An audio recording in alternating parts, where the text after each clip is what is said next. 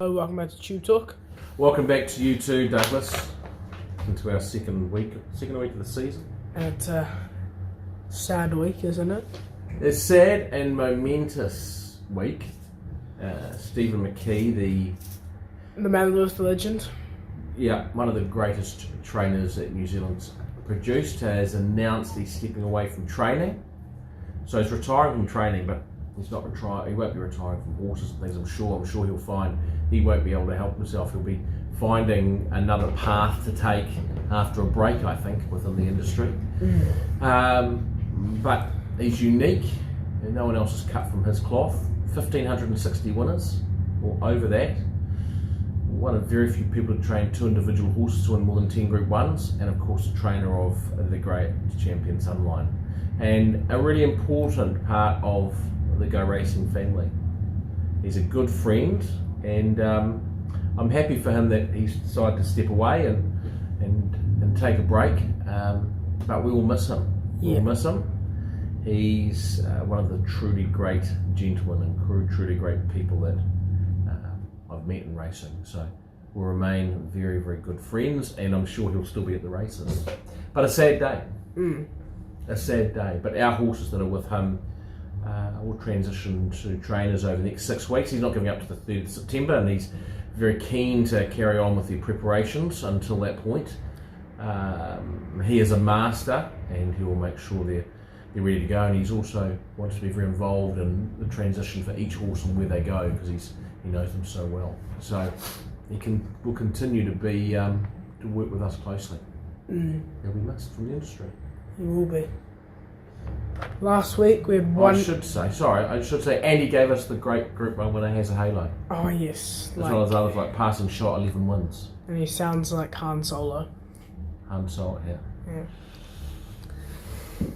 Nice Star Wars reference. Yes. Last week we had one runner, Untitled, who was victorious. Yes. The season has begun with the very first Saturday. One runner, one winner. Boom, we're away. Simple. Deserved the win, Untitled. He got back and relaxed and charged home. He's been very consistent, really deserved it.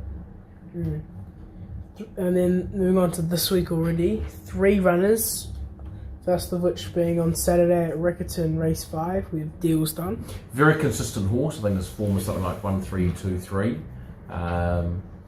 He runs in 74 22,000 metres. That distance suit, heavy track, the really heavy track he may not love, but he's not carrying a big weight. Kylie Williams rides, who rode him well last time, and he's a really nice each way chance. Probably go for a little freshen up after this, I think. This horse jumps like a stag, he's an unbelievable jumper. So at some point in the future, not this season, but at some point we may see him take to jumping. But at this point in time, he's racing really, really well over a staying trip. And if he handles the heavy track on Saturday, he's a distinct winning chance. Yes. And then race 8 will be Untitled, who we just discussed, won on the first day very well. He goes up in grade, but he drops in weight. Jonathan Riddell rode him last week, and he carried 58 kilos and rode him beautifully. He goes to open class, he drops to 54. Ozzy Asano on board, his favourite distance, 1,400 metres. It's a stronger race, no doubt, but he's very consistent. He likes RICCARTON, nice draw, and he's also an each way chance, a really nice each way chance. He's gotten 5th or best in his last 6 starts. He has. He's had a first, he's had seconds, thirds. He's really, really consistent. Right. And the heavy track won't be a problem for him. And then moving on to Australia, at KEMBLA GRANGE, we have race 3, MUBARIZ. Yeah, really good horse. One of our European imports. He's really consistent. I mean, his form is like 3-1-1-2, like he just runs in the first 3 all the time. He goes up in grade. He strides a nice race. It's a small race, 9 runners. He goes up in grade. He also drops in weight. Tommy Berry rides him. Tommy Berry knows him really well. Has won him before. MUBARIZ brought up Tommy Berry's 100th Metropolitan win for the season, last season. So they've got a special connection. This is a tough race though. There's 2 or 3 really, really good horses, and what's happening is those horses have been racing at that level for a while, and MUBARIZ is the progressive one coming through the grades, and he's just hitting that grade now, so he's taking on some better horses. Nice race for him, he can certainly win, but it is a tougher race for him. And then moving on to bit of the week already. Because only 3 runners this week, bit of the week. Yeah.